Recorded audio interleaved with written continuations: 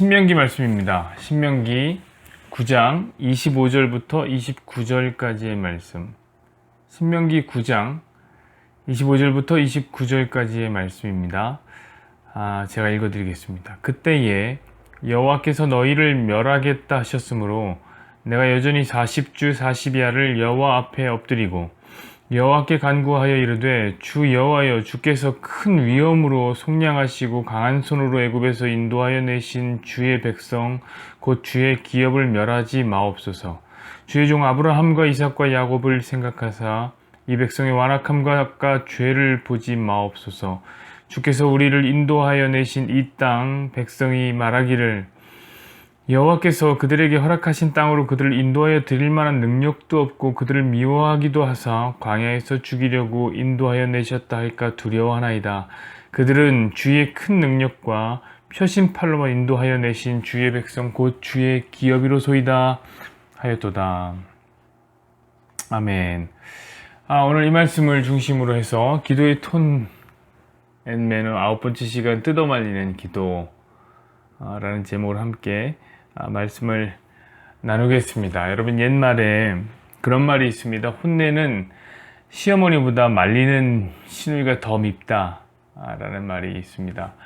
겉으로는 말리는 척 하죠. 하지만 이 시어머니의 화를 더욱더 부추기는 시누이는 참 밉상입니다. 아주 못했습니다. 하지만 여러분, 제대로 말려주는 것은 우리에게 큰 유익이 있습니다. 늘 손톱을 물어뜯는 버릇을 가지고 있는 자매가 있다고 생각해 보십시오. 그래서 다른 자매들은 예쁘게 이 네일 아트를 봤는데 자기는 네일을 할 손톱이 없는 거예요. 다 물어뜯어 갖고. 여러분, 이런 자매에게는 도시락을 싸들고 쫓아다니면서 이 손톱 물어뜯는 것을 말려줄 절친이 하나 있다면 그 절친은 참으로 유익할 겁니다. 결혼식을 앞두고 다이어트를 시작한 자매가 있습니다.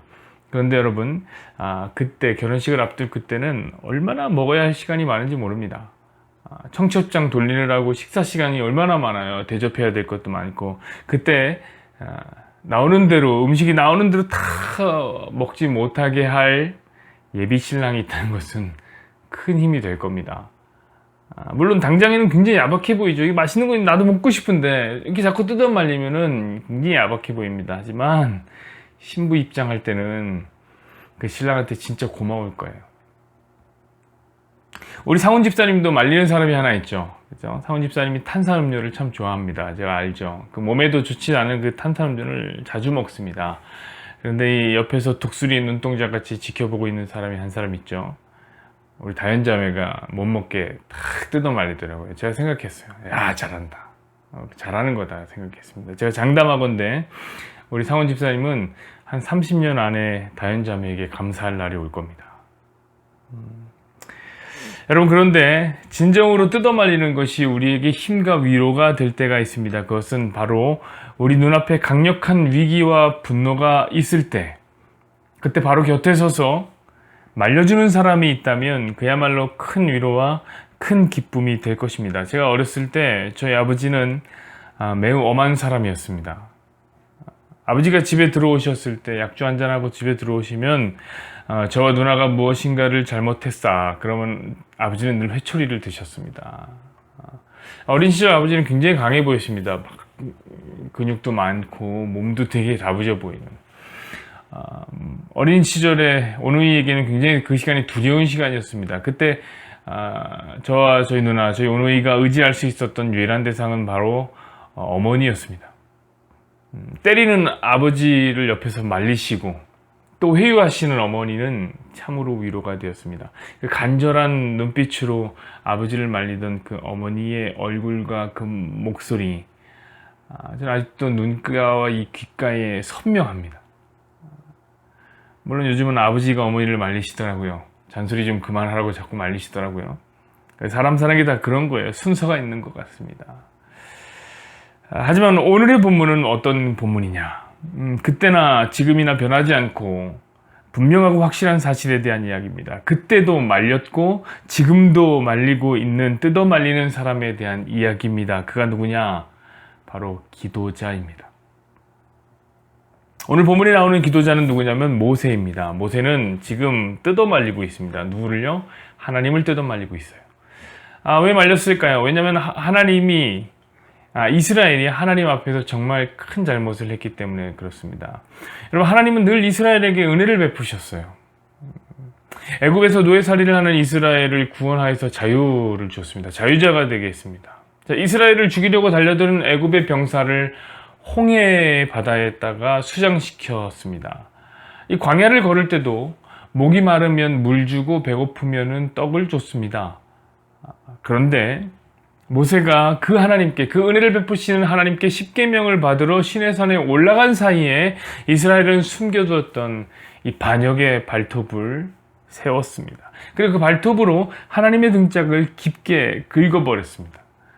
하나님이 모세와 이야기하는 시간에 백성들이 그 시내산 아래서 무엇을 했냐면 우상을 숭배한 거예요. 금송아지를 만들고 거기서 광란의 예배 행위가 벌어졌습니다. 남녀가 서로 빨가벗고 혼음을 즐기고, 이 송아지가 우리를 바로 애굽에서 건져낸 하나님이다 라고 하나님의 이름을 모욕하기 시작했습니다. 여러분, 그 시간에 모세는 뭘 했냐면 이 시내산 꼭대기에서 십계명을 받고 있었습니다.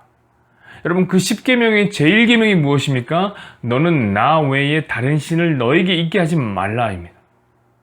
그런데 그 십계명을 받아야 될 이스라엘 백성들이 그 아래에서 송아지를 섬기고 있었던 거예요. 여러분, 십계명 제2계명은 무엇입니까? 우상을 섬기지 말고 우상을 만들지도 말라는 거예요. 그런데 그 십계명을 받을 백성은 그 아래서 송아지 상을 만들었습니다. 그것도 자기들이 소유한 금부치를 던져서 만든 거예요. 여러분, 우상을 만들기 위해서 자기가 가지고 있는 금을 내던졌다는 것은 무엇을 의미하는 거죠? 그것은 진정으로 마음을 쏟았다는 것을 의미하는 거예요. 여러분, 돈을 부었다는 말은 다른 말로 하자면 마음을 쏟아 부었다는 말과 같은 거예요. 이스라엘은 금송아지를 매우 사랑했습니다. 자, 마지막으로 십계명의 제3계명은 무엇입니까? 하나님의 이름을 망령되이 부르지 말라입니다.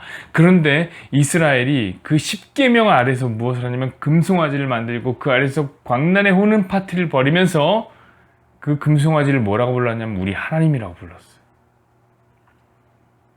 사랑하는 여러분, 미안하고 죄송한 말씀이지만 이스라엘은 다 죽어 마땅한 사람들입니다. 하나님은 어김없이 그들을 죽이기 싫고 작정을 하십니다. 25절에 보면 이렇게 기록되어 있습니다. 그때에 여호와께서 너희를 멸하겠다 하셨으므로 내가 여전히 40주 40이야를 여호와 앞에 엎드리고, 하나님은 그들을 멸하겠다 하셨습니다. 그런데 그때에 여호와 앞에 엎드리는 사람이 있었습니다. 그가 누구냐? 바로 모세라는 기도자입니다. 그는 40주 40야를 엎드려서 기도합니다. 뭐라고 기도하죠? 26절부터 계속 이어지는 겁니다. 여호와께 간구하여 이르되 주 여호와여, 주께서 큰 위엄으로 속량하시고 강한 손으로 애굽에서 인도하여 내신 주의 백성 곧 주의 기업을 멸하지 마옵소서. 주의 종 아브라함과 이삭과 야곱을 생각하사 그이 백성의 완악함과 악과 죄를 보지 마옵소서. 주께서 우리를 인도하여 내신 그 땅 백성이 말하기를 여호와께서 그들에게 허락하신 땅으로 그들을 인도하여 드릴 만한 능력도 없고 그들을 미워하기도 하사 광야에서 죽이려고 인도하여 내셨다 할까 두렵습니다.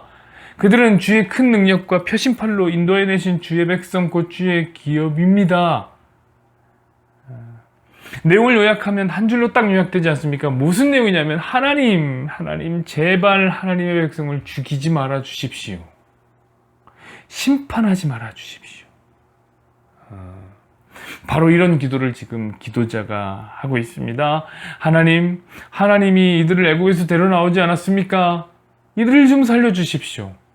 하나님, 당신이 사랑했던 우리 조상 아브라함과 이삭과 야곱을 봐서라도 한 번만 좀 용서해 주십시오. 하나님, 만약 당신이 이스라엘을 죽이면 다른 이방 민족이 우리를 뭐라고 하겠습니까? 뭐야, 이스라엘 하나님이 이스라엘을 광야에서 죽이려고 애굽에서 구원했나 보다.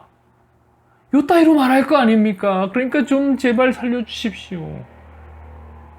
하나님의 무서운 심판을 뜯어말리는 기도를 모세가 하고 있는 중입니다. 자, 하나님이 모세의 기도를 들어주셨을까요? 들어주셨습니다. 그러니까 신명기 다음에 성경도 나오죠. 만약에 거기서 이스라엘 백성을 다 죽였으면 신명기에서 끝나야죠. 성경이. 여호수아도 있고 사사기도 나오는 것을 보면 이 기도가 응답된 것이 분명합니다. 이스라엘의 심판을 뜯어말리는 기도가 응답되어진 것입니다. 사랑하는 여러분, 저는 여기에 기도에 필수적인 톤 앤 매너가 있다고 생각합니다. 여러분, 기도는 하나님께 해달라고 땡깡만 부리는 것이 아닙니다. 우리 기도의 필수적인 요소 중 하나는 하나님을 뜯어 말리는 거예요. 해달라고 하는 게 아니라 하나님을 뜯어 말리는 거예요. 바로 오늘도 죄악 속을 살아가는 주의 백성들을 위해서 기도하는 것입니다. 사랑하는 여러분, 솔직하게 붙잡고, 솔직히 우리 중에 하나님 외에 다른 신을 우리 곁에 안 둔 사람 누굽니까? 응? 늘 말씀드리듯이 우리 곁에는 늘 돈의 신인 만몬이 있잖아요.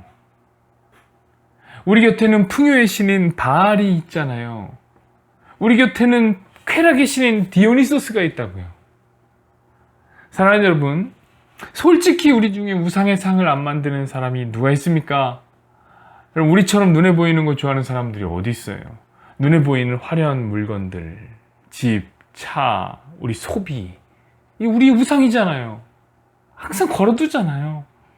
눈에 보이는 화려한 성공들, 스펙, 우리가 받은 상장들, 부흥, 이것이 우리의 우상이잖아요.